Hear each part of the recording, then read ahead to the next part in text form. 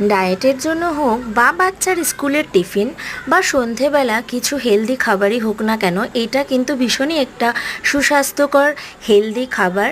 তো chicken mixed vegetable বানাচ্ছি আজকে। তো প্রথমেই একটু রসুন কুচিটা হালকা করে একটু বাটার দিয়ে তার মধ্যে একটু ভেজে নিচ্ছি। আর রয়েছে কেটে রাখা সবজি, যেমন কিউব করে কেটে রাখা ক্যাপসিকাম আর বড় বড় করে কেটে রাখা পেঁয়াজ একটু হালকা করে সটে করে নিচ্ছি রসুনের সঙ্গে। ব্যাস ওটা হয়ে গেলে নামিয়ে নিই। এখানে মিক্সড ভেজিটেবল যেটা রয়েছে সেটা আবারও একটু বাটার দিয়ে মিক্সড ভেজিটেবলটাকেও একটু সটে করে নিচ্ছি। তারপর যে কিমা করে রাখা চিকেনটা সেটাও ওর সঙ্গে অ্যাড করে দিলাম।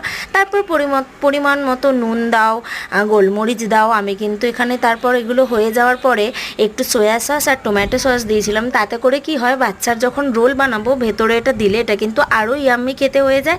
তো আমার কাছে কিন্তু এখানে ফ্রোজেন ভেজিটেবল ছিল, তোমরা চাইলে ঘরে রাখা ভেজিটেবল দিয়েও করতে পারো, তাতে আরও ভালো হবে। আর ভিডিওটা ভালো লাগলে একটা